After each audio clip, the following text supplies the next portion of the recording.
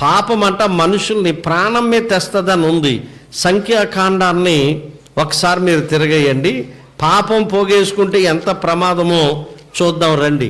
బైబిల్లో కొన్ని విషయాలు చదవబోతున్నాం.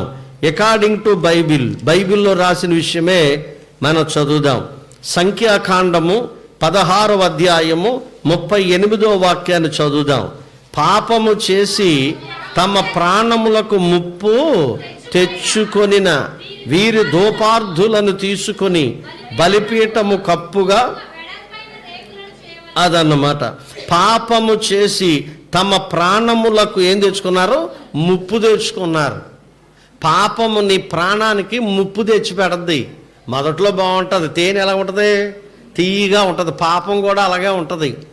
జారస్త్రీ మాటలంట తీయగా ఉంటాయంట. సామెతల గ్రంథం 5వ అధ్యాయం 3వ వాక్యాన్ని చదువుదాం. చూడండి ఆ మాట. అది జారస్త్రీ పెదవుల నుండి తేనె కారును, దాని నోటి మాటలు నూనె కంటే ఎలా ఉంటాయంట? నూనెపై. జారస్త్రీ పెదవుల నుండి ఏం కారుదంట? తేనె. మాటలే తేనెగా ఉంటాయి, తీయగా ఉంటాయి. అర్థమైందా? అది జారస్త్రీ, పాడైపోయిన స్త్రీ. ఆ అమ్మాయికి బోళ్ళ జబ్బులు ఉంటాయి. ఆ అమ్మాయితో సంసారం చేసి ఆ జబ్బులన్నీ తీసుకొచ్చి ఈ భార్యకి అంటిస్తాడు. ఈడు పెద్ద పనికిమాలినోడు. అర్థమైందా? అదేది పెద్ద గొప్ప అనుకుంటాడు. అర్థమైందా? అప్పుడు నీ జీవితం ఏమవుద్దట? ప్రాణం మీద తెచ్చుకుంటావు. ఓ కుర్రగాడు కైని నవ్వులేడు. ఏమి నవ్వులేవాడు? కైని. అందరూ చెప్పండి, కైని. మరి అది ఎలా ఉంటుందో తెలియదు, పేరు మాత్రం తెలుసు అంతే. ఆ కైని, ఆ కైని ప్యాకెట్ మీద ఈ బొగ్గ మీద క్యాన్సర్ వచ్చిన ఫోటో వేసి అమ్ముతున్నారు. అయినా ఈ తినేవాడికి బుద్ధి లేదు. ఆ కైని నవిలి నవిలి నవిలి ప్రాణం మీద తెచ్చుకున్నాడు. క్యాన్సర్ వచ్చి చచ్చిపోయాడు. కుర్రోడు 23 సంవత్సరాలు. పాపం చేస్తే నీ ప్రాణం మీద తెచ్చుకుంటావు.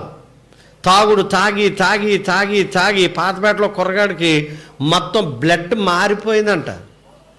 బ్లడ్ అంతా స్ట్రక్ అయిపోయిందంట. తాగి తాగి తాగి బాబోయ్. మరి నేను ఎన్నిసార్లు చెప్పాను ఆ పిల్లోడికి, ఆడిని శరీరాన్ని కోస్తే బ్లడ్ రాలేదంట, బ్రాందీ వచ్చిందంట ఆడి బాడీలో నుంచి.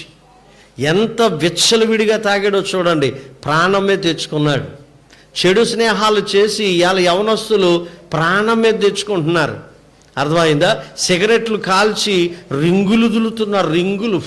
రింగు. ఆ పక్కోడు అంటాడు, చప్పలు కొడతాడు, బలి వదిలేవరా, ఎలాగో నాకు చెప్పురే అంటారు. ప్రాణం మీద తెచ్చుకుంటున్నావు.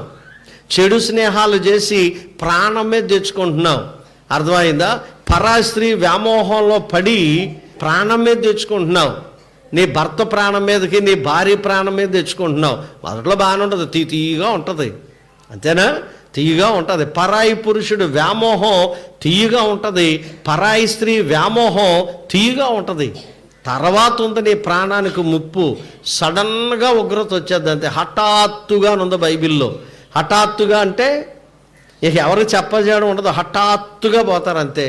ఇక అలాంటి వాళ్ళు దేవుడు కనికరించడు. డైరెక్ట్ ఇక అడ్డు ఆపు లేకుండా డైరెక్ట్ నరకంలో పడిపోతారు అన్నమాట.